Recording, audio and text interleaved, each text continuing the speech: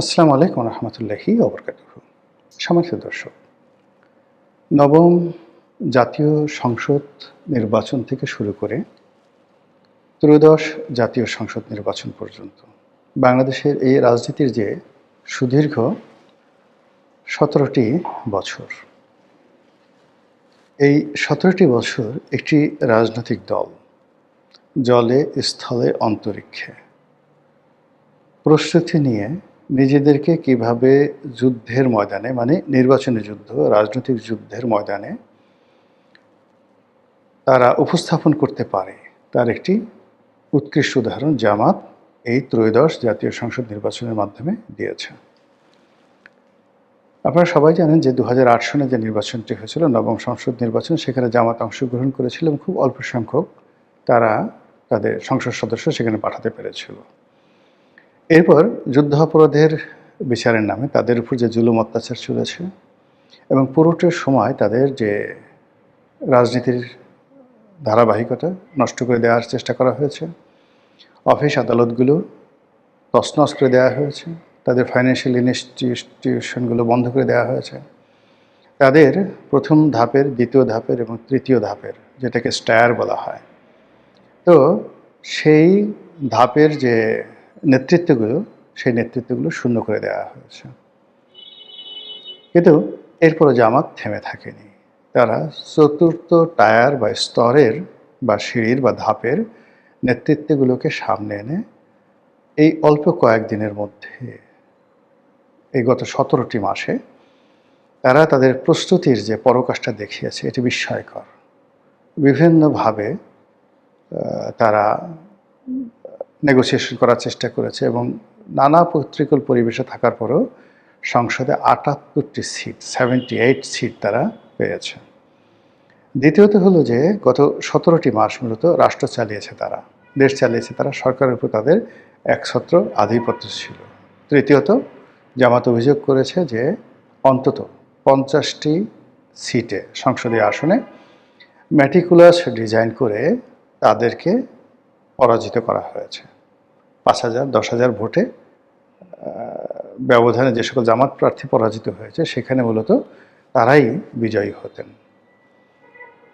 অন্য একটা কথা, নির্বাচনের আগে একেবারে খোদ বিএনপির যারা কট্টর বিএনপিপন্থী যারা লোকজন, তারাও কিন্তু সেই নির্বাচন যেদিন হলো তার ৪-৫ দিন আগের থেকে ভীষণ রকম সন্ত্রস্ত ছিলেন যে এবার হয়তো জামাত ক্ষমতায় চলে আসবে। জামাতও ঠিক ওইরকম একটা আত্মবিশ্বাসের মধ্যে ছিল। কিন্তু যে কোনো কারণে হোক, সেটা ম্যাটিকুলাস ডিজাইন হোক, জনগণের স্বতঃস্ফূর্ত অংশগ্রহণ করা হোক, বা অন্য কোনো পলিসি পরিবর্তনের কারণে হোক, শেষ মুহূর্তে সরকারের যারা কর্তা ব্যক্তি তাদের সিদ্ধান্ত পরিবর্তনের কারণে হোক না কেন, বিএনপি ক্ষমতায় এসেছে, জামাত বিরোধী দল হয়েছে। এখন অনেকে হয়তো মনে করবেন যে জামাতের বোধহয় রাজনীতি শেষ, কিন্তু আমি এর মধ্যে দেখতে পাচ্ছি যে জামাতের যে বিজয়, এই বিজয়টা অনেকটা হুদায়বিয়ার সন্ধির মতো।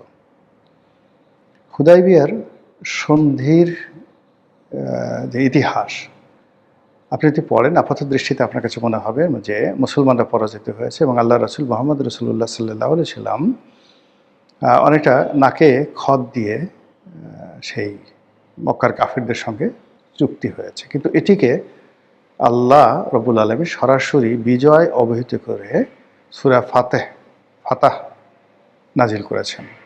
ইন্না ফাতাহানা ফাতহান মুবিনা, সুস্পষ্ট বিজয়ের ঘোষণা দিয়েছেন। তো ঐতিহাসিক যারা রয়েছেন তারা বর্ণনা করেছেন এটা কিভাবে বিজয়ী হলো।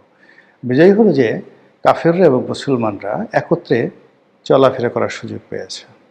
সেখানে মুসলমানদের যে উন্নত চরিত্র, এটা কাফেরদেরকে আকৃষ্ট করেছে। আর কাফের যারা নেতৃবৃন্দ রয়েছেন, যারা দুর্নীতি অনিয়মের মধ্যে ছিলেন, তাদেরকে রীতিমতো চ্যালেঞ্জের মধ্যে ফেলে দিয়েছেন। এরপর উন্মুক্ত বাণিজ্য, উন্মুক্ত চলাফেরা, উভয় পক্ষই তাদের স্ব কাজ স্বাধীনভাবে তারা করতে পেরেছে। কিছু কিছু ক্ষেত্রে কাফেরদেরকে প্রাধান্য দেওয়া হয়েছে আপাত দৃষ্টিতে, কিন্তু সেই প্রাধান্য কাফেরদের জন্য পরবর্তীতে বুমেরাং হয়ে পড়েছে। এখন হুদায়বিয়ার সেই সন্ধি অনুযায়ী যদি আপনি এই পার্লামেন্টে চিন্তা করেন, এখন পার্লামেন্টে ৭৮ জন এমপি গাড়ি নেবে না, তারপরে প্লট নেবে না, ঘোষণা দেওয়ার সঙ্গে সঙ্গে বিএনপি যারা লোকজন আছে তারাও বলতে বাধ্য হলেন যে আমরাও নেব না। এরপর যেটা হবে সেটা হলো যে জামাতের এমপিরা যদি দুর্নীতি না করেন, অনিয়ম না করেন, প্রো পিউপিল হয়ে যান, জনগণের খুব কাছাকাছি চলে যান, আর এটা প্রথাগতভাবে বিএনপি এবং আওয়ামী লীগের যারা নেতৃবৃন্দ রয়েছেন তাদের পক্ষে এটা কোনো মতেই সম্ভব নয়। ফলে জামাতের জনপ্রিয়তা বাড়বে। এখানে প্রার্থীর কী যোগ্যতা আছে ডাজ নট ম্যাটার। জামাতের দাঁড়িপাল্লা প্রতীক এবং জামাতের যে কেন্দ্রীয় নেতৃত্ব এমন একটা পর্যায়ে চলে যাবে যে তারা যাকে দাঁড়িপাল্লা প্রতীক দেবে সে যদি একটা কলা গাছকে দেয়, সেই কলা গাছকে নিয়েই লোকজন বাংলাদেশ জিন্দাবাদের পরিবর্তে নারায়ে তাকবীর আল্লাহু আকবার বলে মাঠে নেমে যাবে। এরকম একটা পরিবেশ পরিস্থিতি কিন্তু শুরু হয়ে যাবে। দ্বিতীয়ত হলো যে জামাত আসলে 5 বছর সময় কখনোই পায়নি। নিরবচ্ছিন্নভাবে তাদের হাতে ওইরকম কোনো ক্ষমতা ছিল না। ৭৮ জন সংসদ সদস্যর যে ক্ষমতা, এটাকে যদি আপনি ডবল করেন, অর্থাৎ ধরুন যে কোনো একটা উপজেলাতে বা নির্বাচনী এলাকাতে জামাতের আছে, যেমন কুষ্টিয়াতে আমির হামজা আছেন। এখন কুষ্টিয়াতে আমির হামজা একটা সংসদীয় আসনে জয়লাভ করেছে, কিন্তু সে নিজে বলেছে যে আমি পুরো কুষ্টিয়ার রায় বাহাদুর খান বাহাদুর, আমার উপর দিয়ে কুষ্টিয়াতে কোনো লোক নেই। ফলে কি হলো, কুষ্টিয়ার অন্যান্য যারা এমপি আছেন তারা মানে এই আমির হামজাকে অফ করতে হবে। এখন আমির হামজাকে আপনি পিটিয়ে তো অফ করতে পারবেন না, সেই দিন আর এখন নাই, তাকে জেলে নিতে পারবেন না। আমির হামজা যে কাজগুলো করছে সেই কাজের চাইতে ভালো কাজগুলো করতে হবে, সেটা অন্যান্য সংসদ সদস্যদের পক্ষে সেটা সম্ভব কিনা। কিংবা ধরুন এই যে যারা জুলাই আগস্ট বিপ্লবের নায়ক, সেটা হাসনাত বলেন, সার্জিস বলেন, আক্তার বলেন, নাসিরউদ্দিন পাটোয়ারি, যারা যারা সংসদ সদস্য এসেছে, মংলা মাসুদ, মানে এই মুখগুলোকে তো আপনি বন্ধ করতে পারবেন না, তাদের চালচলন বন্ধ করতে পারবেন না। তারা সংসদে যাবে এবং প্রায় প্রতিদিনই বিএনপির জন্য একটা না একটা বিব্রতকর পরিস্থিতি তারা তৈরি করবে। তারা যা বলবে তাই মিডিয়াতে চলে আসবে, তাদেরকে টকশোতে ডাকতে হবে। আপনি ইচ্ছা করলেও তাদেরকে জেলে নিতে পারবেন না, তাদের অফিস রমরমা হয়ে যাবে আর কয়দিনের মধ্যেই। এবং সাধারণ মানুষ তারা যদি এখন যেহেতু যে দুর্নীতির অভিযোগ গত 17 মাসে তাদের বিরুদ্ধে এসেছে, সেটা তো এখন থাকবে না। এখন তাদেরকে প্রতিযোগিতামূলকভাবে চলতে হবে এবং আয় রোজগার যদি তাদের কিছু করার থাকে তাতে সেটা করে ফেলেছে। এবং তারা যে যথেষ্ট স্মার্ট এবং বুদ্ধিমান তার প্রমাণ হলো এই বিরূপ পরিস্থিতির মধ্যেও অকল্পনীয়ভাবে তারা এই 7টি আসনে তারা জয়লাভ করেছে এবং পার্লামেন্টের 7টি আসনে তারা রিপ্রেজেন্টেশন করছে। এবং যেটা একেবারে 2018 সনের নির্বাচনের পরে এরকম 7টি আসনে কিন্তু বিএনপিকে দেওয়া হয়েছিল। ফলে 2018-এর পার্লামেন্টে, যেটা একাদশ পার্লামেন্টে বিএনপির যে অবস্থা ছিল, এই পার্লামেন্টে এনসিপির অবস্থা সেই রকমই। ফলে বিএনপি খুব বেশি খোঁটা দিয়ে কথা বলতে পারবে না। খোঁটা দিতে গেলেই তাদেরকে বলা হবে, আরে আপনাদের এত ক্ষমতা, বালুর ট্রাক যেদিন বেগম জিয়ার বাসার সামনে ব্যারিকেড তৈরি করেছিল সেদিন আপনারা কোথায় ছিলেন? তারপরে যেদিন পুলিশ আসছিল সেদিন টুকু পালিয়েছিল কেন? সেদিন কর্মীরা মানে কেন বাঁচার জন্য সেই রুহুল কবির রিজভির মতো অসহায় একজন মানুষকে জড়িয়ে ধরেছিল? এই সমস্ত কথাবার্তা, তারিক যে কেন 17 বছর আসেননি, এই ধরনের কথাবার্তা তারা বলবে এবং এগুলোর কোনো উত্তর নেই।